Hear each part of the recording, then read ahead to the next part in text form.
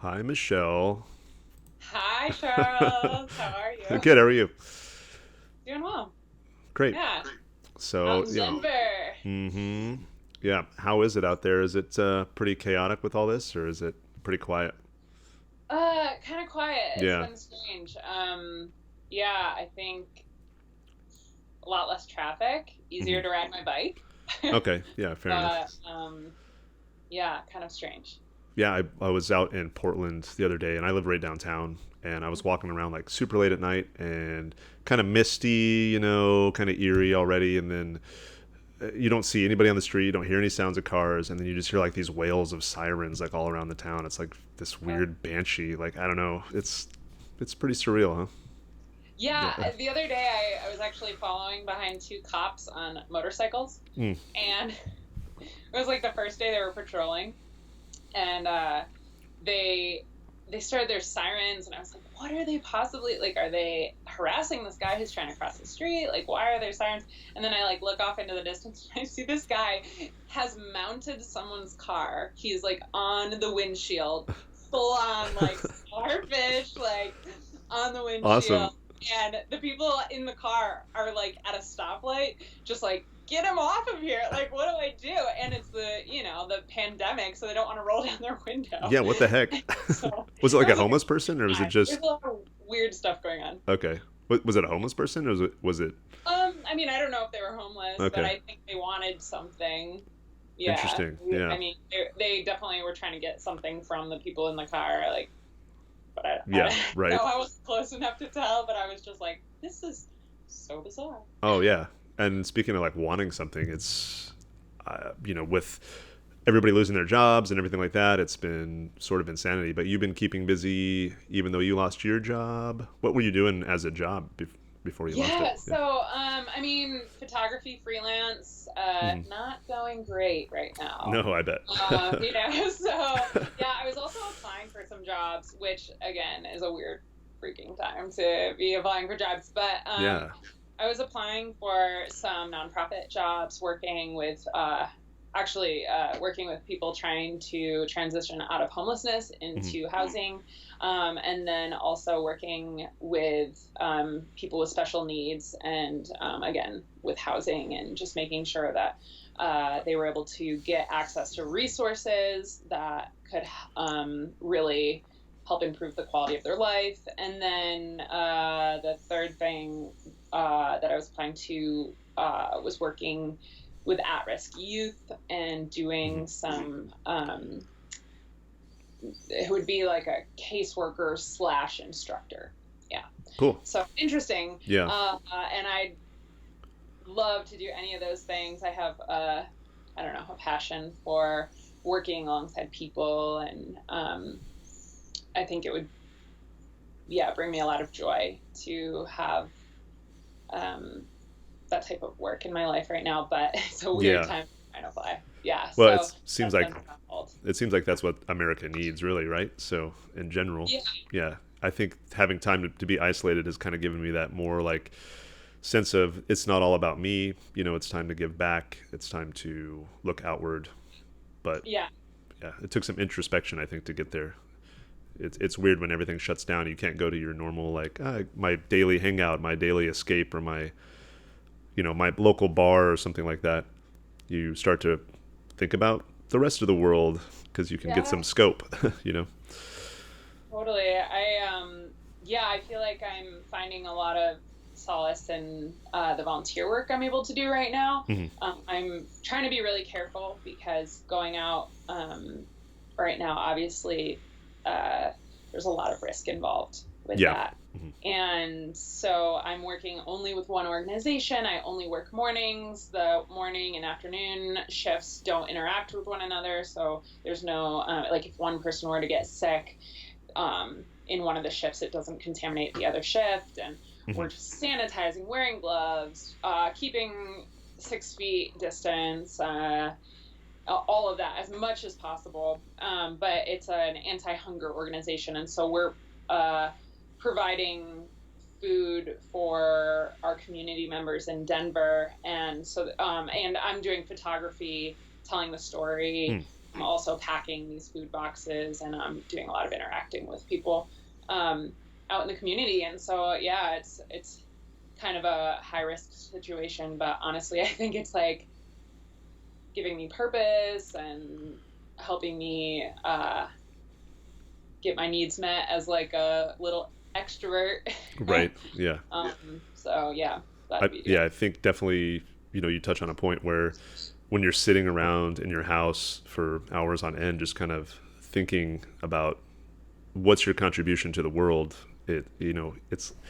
it's easy to get in your head about that and get depressed and realize that we probably don't give back as much as we could on a regular basis. And then you start seeing these communities of people that are struggling way beyond what even you could or me or Yeah, whoever.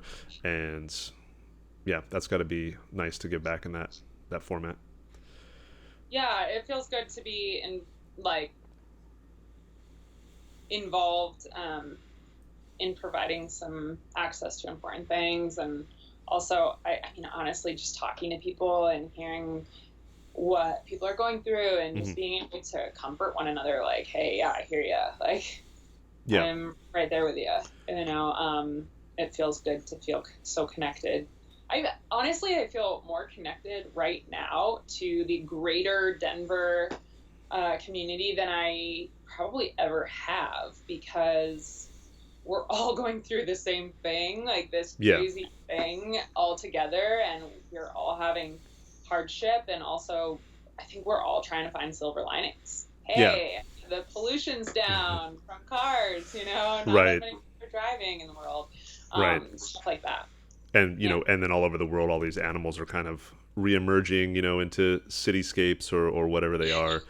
I heard the rumor about dolphins in Venice, which turned out to be bogus, but still a nice dream, though, right? And yeah, it goes to show like how much we actually contribute to our environment. Yeah. But I think the thing to remind ourselves though is that we're not alone.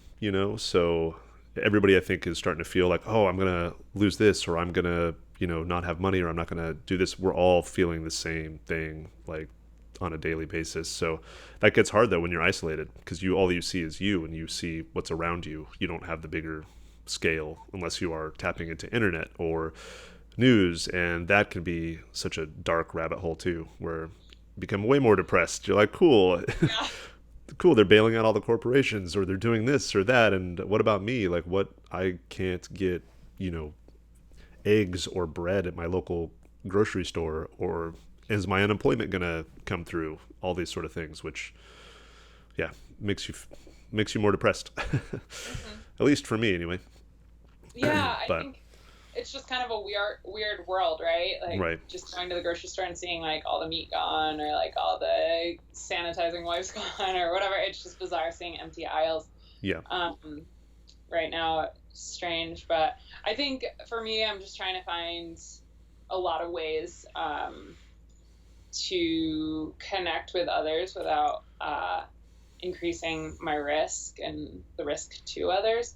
Um, and so, yeah, I mean, my roommates, like spending a lot more time with my roommates. right, And one of my roommates is an aerial dancer. She's really incredible. And so she and I have been kind of working on this rig that's in the in the living room right now, and I'm learning a new thing. It's great. nice, And then my roommate Cam, he's like one of my closest friends, and he and I are starting a garden in the backyard and the front yard. Actually, we have two different areas of garden, and we just spent all day on Wednesday just getting it ready. And I'm like, all right, like hope.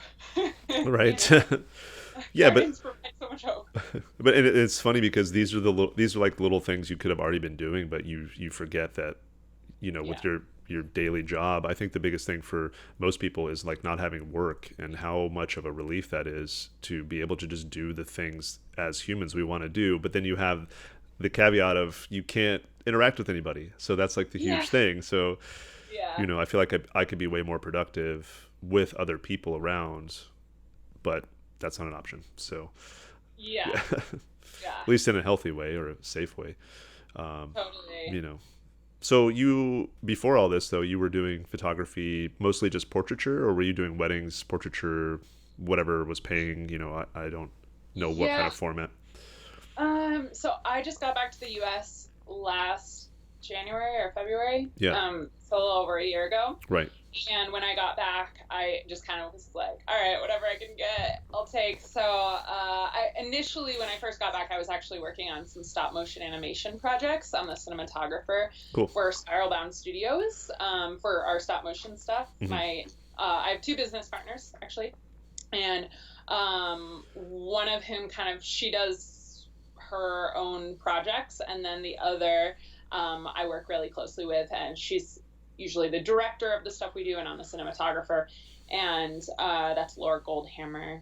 Okay. And Laura Goldhammer is my closest collaborator, and we work on a lot of music videos, but then some feature films as well, doing stop motion. And so when I first got back to the US, Laura and I actually headed to Carbondale, Colorado, and taught an animation course to high schoolers, which was awesome. It was Oh, I so bet. rad.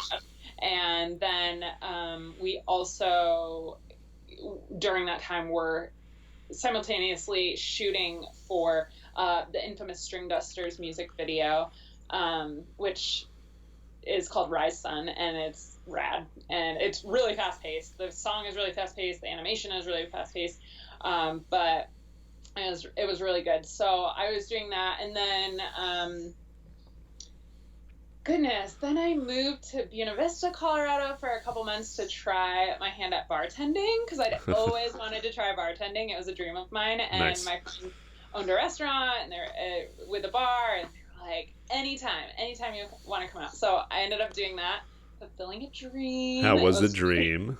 it was good. It was Yeah. interesting. I mean, I had never done anything like it, and I really found that I loved that aspect of interacting with the customers. Yeah. But I struggled with like going fast because I loved interacting with the customers. Yeah. But yeah, it was cool. I'm so glad I did it. And then when I got back to Denver in September, and have just been picking up freelance work, and kind of taking whatever people are throwing my way, whether it's musicians or families or what else have I done? A lot of musicians and families. Well, currently I'm actually photographing for Metro Caring, so that's rad. And then, yeah, just kind of picking up whatever I can to make a little money, and restart life here in Denver and Right. in Colorado, in the U.S. Yeah. So, yeah. I feel like with photography, you're doing maybe three different avenues there, where you have the cash flow and the money in the business, maybe through weddings or, paid family work. And then you have the fun and creativity when you get to work with musicians. And then you have maybe something that fulfills you when you are taking, candid portraiture or candid shots of people that are, struggling right now or whatever it is, but in a way that you can give a message back to show people what it's like, shed light on something. I feel like that's where you get the most fulfillment as a photographer, at least in my experience. Mm-hmm. But I think through all three of those things, you can find a common thread that links them, right? So that's cool though. What do you prefer to do? Do you prefer to do more of what you're doing now with photography? Definitely the storytelling. Yeah, so, right. What I'm doing right now is really fulfilling, and and that's the thread, right? Is storytelling. Whether it's a family portrait or a wedding or showing people struggling, whatever it is, Yeah, I think with this project in particular, though, I'm working with community members, volunteers, staff members of Metro Caring, to actually quote them and have a quote go along with their photo and posting it on social media, getting more volunteers, getting more donations. It's a really, really amazing organization. And so I think I feel best doing the type of work that ultimately leads to helping organizations that I believe in, or people, Yep. projects that I believe in. Yeah. Absolutely. And having the skill set to provide in some way in that arena is awesome, right?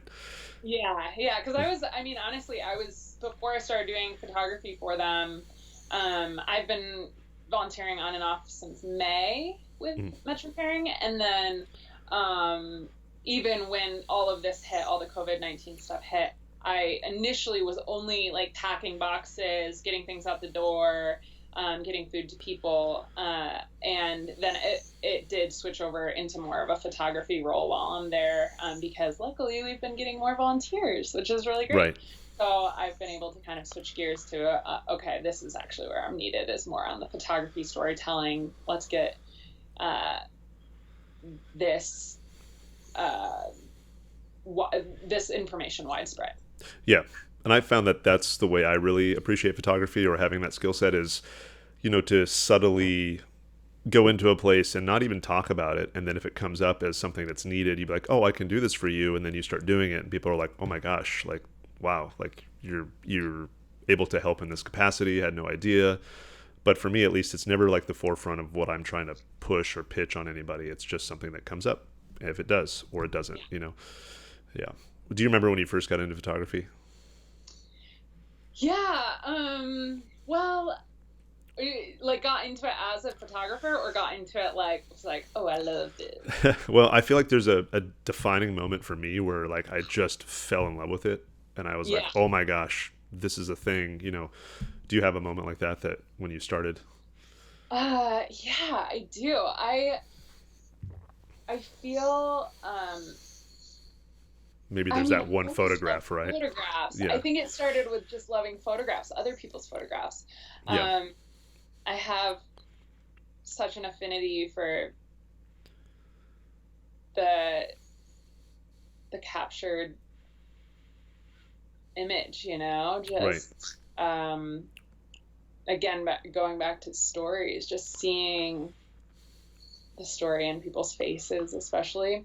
And I think I really started appreciating photography most. My great grandfather was actually a photographer, and so there's amazing photos of uh, my mom, my aunts, my grandparents, from when they were really little, and I think that's where my affinity started for just the photographs. And then at some point, in high school, I must have been in like my junior year of high school, uh, I got a pamphlet in the mail, and I had already been like set on becoming a lawyer. I was like, I'm going to go to law school. I'm going to defend and speak for children who otherwise wouldn't be represented, whether the case is against their parents, or if their parents have passed away, or they're not in the picture for some reason, that they would have a voice, they would have someone there to protect them, to speak up for them and watch out for them. And so that was my goal, is like, I'm going to go to law school and do this. And then I got this pamphlet in the mail, and it was a community darkroom. And my mom was like, oh, Shall, I really think that you should look into this. I think you'd like it. And so I ended up starting to go and go into the dark room and start printing. And I didn't even know how to use my film camera. So the community darkroom didn't teach us that. They just taught us how to print. So I would go to the darkroom, I'd develop my film, I'd get it back, and I'd have like one photo that was that was in focus, was Right. the right exposure, everything. And I would go into the darkroom and I would print that one photo. Yeah.